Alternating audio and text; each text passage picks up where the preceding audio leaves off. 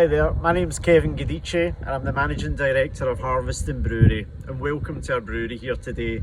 We're based in Alva, just near Stirling in Scotland, and hopefully we've got a special treat in for you today. We're going to taste our award-winning beer, the Engineer's Reserve. Now, instead of myself tasting it for you, I'm going to give you a special treat and introduce you to our legendary master brewer, Stuart Kale. Now, some say he was brought up in a hop farm in Slovenia and still counts hop vines as some of his best friends. I don't know about that, but it's a treat for you today. I hope you enjoy it, and I hope you enjoy the beer. Thanks. Thanks for that, Kevin. Yes, as mentioned, my name is Stuart Kale and I'm the master brewer at Harviestoun Brewery and have been for the last 20 some years. The company was formed in 1983 by Ken Brooker, and I started with the company in about 1996, 97, and in those days we were in the grounds of an old farm with a 5-barrel brew kit that was changed to a 10-barrel just before I started, and within a few years our Bitter and Twisted won Champion Beer of Britain, and that meant that we had to move to new premises. At that point we'd also started producing Schiehallion and a few others of our well-known beers. And a slightly later addition was the Old Engine Oil, which also became a version of it, was our Old Engineer's Reserve. That meant that we had to move to new premises, and we moved here and started production in February 2004. Now we'll go to the more exciting bit of go and try some of this beer, multi-award-winning beer that you can see behind me, the Engineer's Reserve. Hi, before we actually taste the beer, we'll just quickly run through the ingredients that go into it. As you can see, we're in the sort of malt store at the moment, and we also have a specialty, hop store with some specialty malts kicking around. There's just 3 key malt ingredients, which are cereal ingredients, which are malt and barley, it's malt and barley, roast barley, and pinhead oats. I'll explain when we go through the tasting the sort of way that these guys work together. And the hop profile is fairly simple, just bitter and hops, so no aroma hops in this beer, and it's a mixture of East Kent Goldings, Fuggles, both UK hops, and American Galena. Hops, for anyone that hasn't seen the two, you're more than aware. We use 100% whole leaf. And as you can see here from a nice sample of Galena, it's simply the pressed cone of the female plant.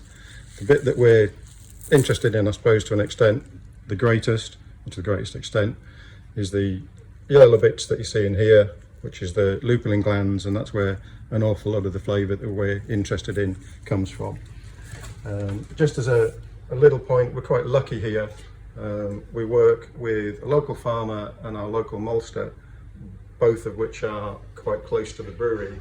So we're in a fairly unique position that about half of the malt that we use is grown and malted within a 10-mile radius of the brewery, which is quite nice to have, so we're very lucky there. And now we'll go and taste some beer. Okay, I'm going to do the important part, which is to taste the actual beer. We use the right end of the marmalade, that will help. So, as I was saying, it's brewed with malted barley, roast barley, and pinhead oats. Pinhead oats have a smoothness to beer, it's why you get a lot of oatmeal stouts. The roast barley on its own can be a little bit astringent and acrid, so the pinhead oats just help smooth that back out. The hops are just bittering hops, so nose you get quite a nice coffee roast aroma from the roast barley.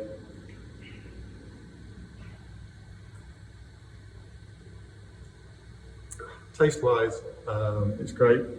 You get that real richness coming from a residual sweetness. The interesting thing with this beer is it's quite bitter and it's quite sweet, but they're both back into balance. So if you looked at them individually, numbers wise, you are in the sort of 60s plus for the bitterness, but there's a lot of residual sweetness to balance that. So this beer started out as straightforward old engine oil, which was a 6% beer.